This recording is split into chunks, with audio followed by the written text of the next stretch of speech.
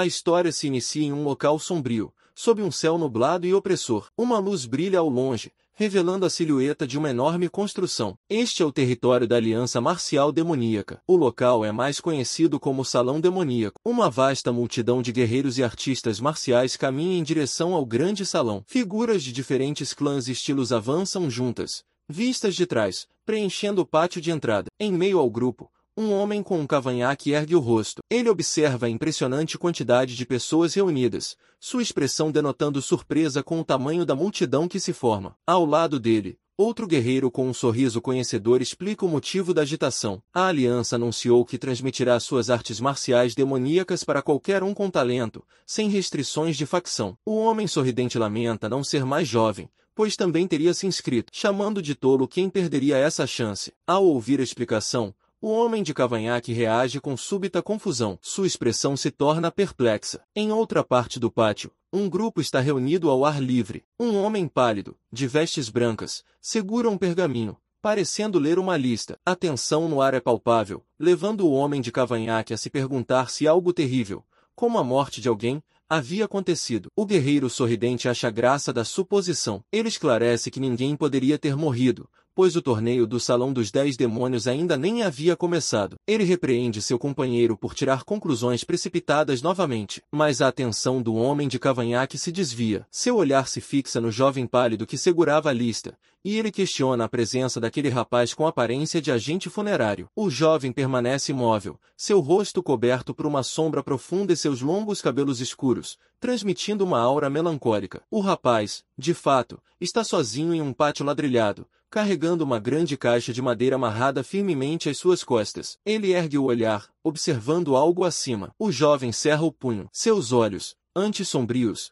agora brilham com uma intensa luz vermelha. Uma determinação feroz surge em seu rosto, indicando que o momento pelo qual ele esperava havia chegado. Uma lembrança surge. O nome Elciol é revelado. Esta é a identidade do jovem. Uma figura pequena e solitária flutua em um vasto vazio branco, cercada por partículas que se assemelham à neve. A memória continua, mostrando um homem mais velho, com barba grisalha e um olhar gentil. Este homem, seu avô, é lembrado estendendo a mão. Foi ele quem recolheu Elciol de um campo nevado onde a criança havia sido abandonada, dando-lhe esse nome precioso. A lembrança de Elciol volta para um momento com seu avô. Ambos estão diante de um corpo deitado. O jovem Elciol, ainda criança, analisa o falecido e afirma que ele parecia ser um mestre da espada cortadora de céus. O avô, intrigado, pergunta o porquê dessa conclusão. O pequeno Elciol, com um sorriso de quem sabe, explica sua observação. O corpo era magro, mas os músculos da perna esquerda, especialmente ao longo da canela, eram extraordinariamente desenvolvidos. Essa era a marca distinta deixada pelo treinamento daquela técnica específica. Ouvindo a análise precisa da criança, o avô abre um sorriso largo e orgulhoso. Ele afaga a cabeça de Elciol, reconhecendo o talento único do garoto e o nomeando de Mortician Celestial. Naquela época, o jovem Elciol sentia uma imensa segurança. A presença de seu avô fazia acreditar que qualquer dificuldade poderia ser superada. Contudo, o tempo passou. Uma lembrança mais triste mostra o avô deitado, já enfraquecido, em um quarto simples. O pequeno Elciol senta-se ao lado dele, vigiando seu descanso. Do lado de fora, um denso bosque de bambus balança com o vento. O avô, em seus momentos de vigília, observa a paisagem com um olhar profundo e sério, seus pensamentos voltados para o futuro. O avô reflete com uma expressão grave, sua voz baixa. Ele cita um velho ditado: aqueles que são bons não vêm, aqueles que vêm não são bons. Uma premonição de perigo parece tomar conta dele. Com a decisão tomada, ele se aproxima do jovem Elciol adormecido. Gentilmente, ele toca o garoto,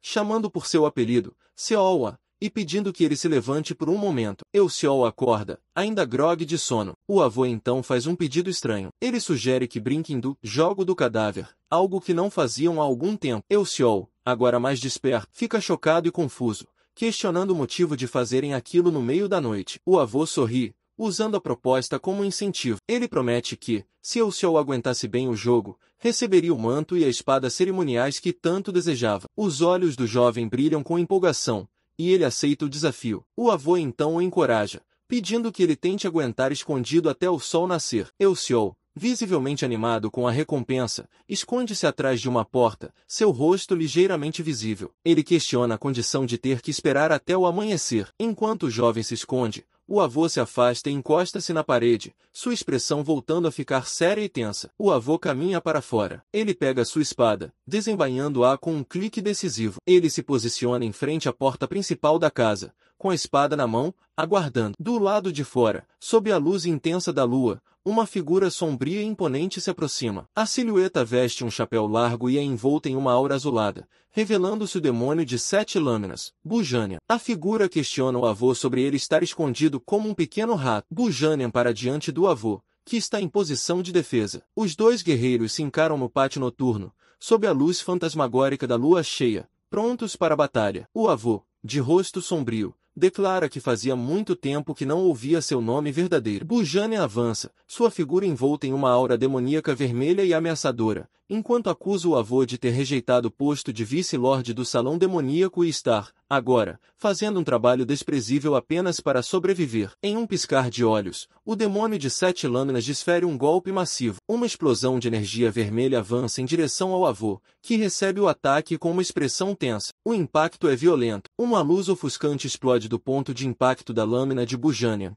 envolvendo os dois guerreiros em tons de vermelho e amarelo. O avô resiste ao golpe, segurando a espada do adversário com as mãos nuas. Seu rosto está em agonia pelo esforço e pela força demoníaca que o atinge. Ele responde que não estava fazendo aquele trabalho para sobreviver, mas sim para pagar por seus erros e pecados do passado. O demônio de 7 lâminas sorri de forma cruel e distorcida, com seu único olho visível brilhando em vermelho intenso, enquanto ele se inclina sobre o avô, pronto para desferir o próximo movimento. A atenção se volta para o local onde Elciol se escondeu. Um som oco e perturbador ecoa nas proximidades. O som vem de uma fileira de caixões funerários escuros. Um dos caixões se abre, e o jovem Elciol, que estava escondido ali, sai com um grito abafado e assustado. Ele ofega, olhando ao redor. O jovem Elciol segue em frente, esticando-se e lamentando sua condição. Ele resmunga que, de qualquer forma, os coveiros e agentes funerários não eram tratados como seres humanos. De repente, ele para seus olhos se arregalam. Uma expressão de choque e confusão toma conta de seu rosto. Ele corre para o lado de fora,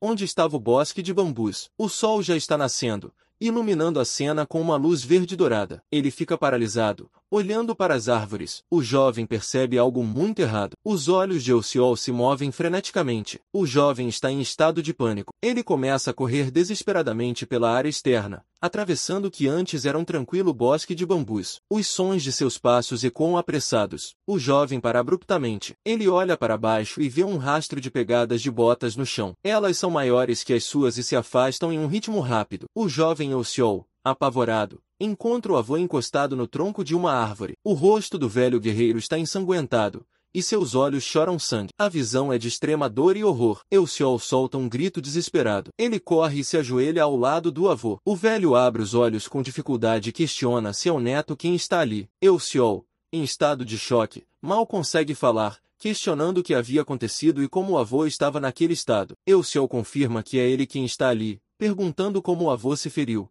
e pede perdão por algo não especificado. O avô sorri com tristeza, seus olhos ainda escorrendo sangue. Ele declara que estava partindo agora. Com a pouca força que lhe resta, o avô agarra o rosto de Elciol. O velho tosse violentamente, e faz um último pedido ao neto, implorando que, se ele morresse, o jovem não assumisse o trabalho de agente funerário. Elciol grita pelo avô, em desespero e agonia. Elciol, chorando, implora para que o avô pare de falar. O velho guerreiro o interrompe, chamando-o pelo nome completo, Elciol, e ordena que ele o escute com atenção. Com seu último suspiro, o avô impõe uma condição final, sua voz quase inaudível. O jovem nunca deveria buscar vingança pela sua morte. As lágrimas escorrem dos olhos de Elciol, que observa o avô morrer em seus braços, a promessa de nunca buscar vingança pairando no ar. Lágrimas escorrem pelo rosto do jovem Elciol. Ele treme e chora, incapaz de aceitar as últimas palavras do avô. O jovem, com uma fúria crescente e desesperada, explode em um grito. Seu rosto se contorce em dor e traição,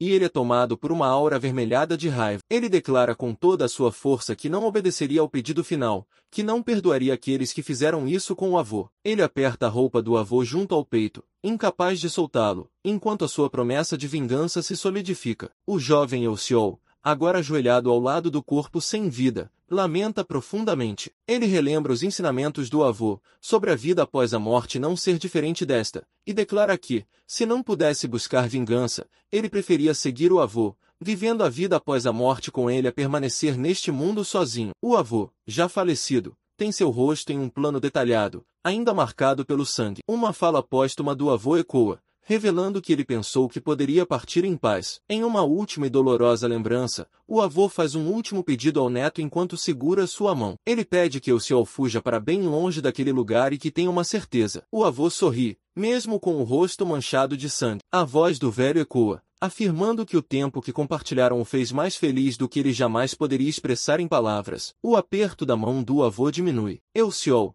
chorando incontrolavelmente, observa o último suspiro e o corpo do avô pender sobre a terra, finalmente rendido. O corpo do avô cai para o lado, repousando em uma poça de sangue. Elciol permanece ajoelhado ao seu lado, incapaz de se mover. O jovem, com os olhos arregalados de horror e incredulidade, estende a mão manchada de sangue. Ele murmura a palavra vovô, sem conseguir aceitar o que seus olhos testemunharam. Em um plano final, o rosto do avô é mostrado pela última vez, sereno na morte, com seus longos cabelos brancos caindo sobre a face. Lembrança se encerra. Elciol está de volta ao presente, parado no pátio da aliança marcial demoníaca. Uma lágrima escorre lentamente de seu olho, que está parcialmente coberto pelos longos cabelos escuros. O jovem pisca, e a lágrima cai. Seu olhar se torna frio e vazio, sem vestígios de emoção. Elciol, agora adulto, se mantém imóvel, com uma sombra profunda sobre o rosto. O silêncio da determinação se instala. O jovem Elciol está de luto. Ele se ajoelha diante do corpo de seu avô, que repousa em uma laje. Elciol murmura o nome do avô em tristeza. O jovem toca o rosto do falecido. Ele pensa sobre as últimas palavras do avô,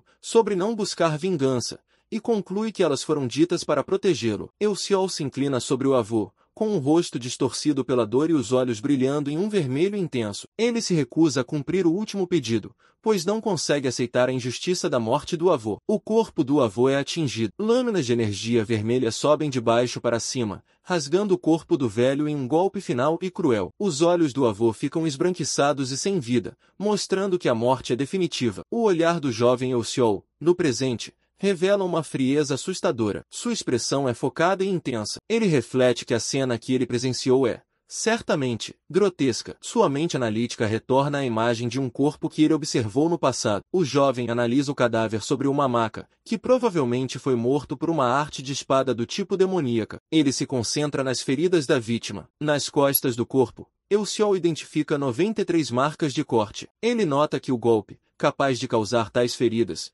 deve ter vindo da arte celestial Yoga, uma técnica que permite ao usuário controlar livremente a própria carne e músculos. A mente de Elciol retorna ao ataque fatal que tirou a vida do avô. Ele percebe que o ataque não veio de uma única pessoa, mas sim de um incendiário, capaz de disparar centenas de armas ocultas de uma só vez, como ilustrado pela imagem de um guerreiro lançando múltiplas projeções pontiagudas. A análise do jovem se aprofunda. Ele examina os detalhes minuciosos do corpo da vítima que estudava. Observa a descoloração escura sob a língua e nas unhas. Com uma expressão de intensa concentração e os olhos arregalados em um brilho avermelhado, Elciol identifica a causa oculta. Ele conclui que aqueles são sintomas de envenenamento por toxinas extremas da classe conhecida como carne corroída, sangue apodrecido. A mente de Elciol, o especialista em óbitos, continua a catalogar os inimigos e as ameaças. Ele sabe que aqueles que estão por trás dos crimes dominaram a arte estrangeira do Yoga celestial, a mesma técnica que lhe permite analisar a musculatura dos falecidos. Eles também são mestres no uso do incendiário da memória,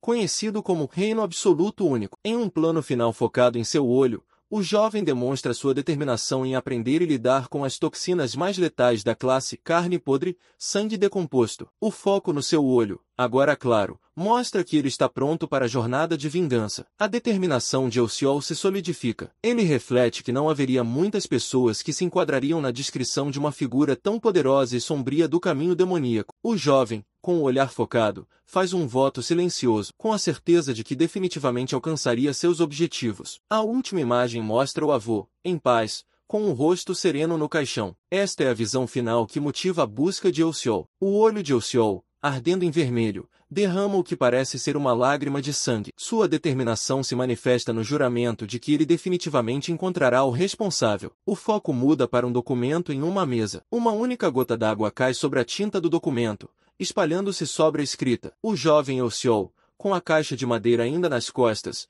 está curvado sobre a mesa, escrevendo ou examinando o documento. Dois homens, vestindo uniformes de guerreiros, observam-no de perto. A cena indica que Elciol iniciou sua busca, possivelmente se inscrevendo no torneio ou obtendo informações na aliança marcial demoníaca. Guerreiro sentado à mesa, com um olhar de desdém, reflete sobre Elciol e o grupo. Ele suspeita que o jovem é da seita do Sol Ardente ou algum culto passageiro. O guerreiro conclui que Elciol provavelmente ficou assustado e desistiu de se registrar após ver o contrato de renúncia de cor. Outro guerreiro, de pé, se irrita com a demora do jovem. Ele ordena que Elciol pare de se exibir e vá embora, caso não fosse carimbar o registro. Elciol ergue o rosto, com um olhar intenso e perturbador, fixando a visão no guerreiro que falava. A mão do Elciol, agora coberta com o próprio sangue, carimba a impressão digital em um documento. A vida do jovem já havia desabado, e não restou a ele nada além do caminho da vingança. Os dois guerreiros observam a cena, surpresos com a atitude do rapaz. Elciol se ergue, seus punhos cerrados e seus olhos vermelhos fixos na porta da frente. O jovem, em um momento de pura determinação, conclui que o torneio seria o primeiro passo para alcançar sua vingança. Ele avança em direção à luz. Fala galera, passando aqui só para avisar que esse vídeo chegou ao fim. Se vocês quiserem parte 2, deixem muito like e se inscreva no canal e comentem.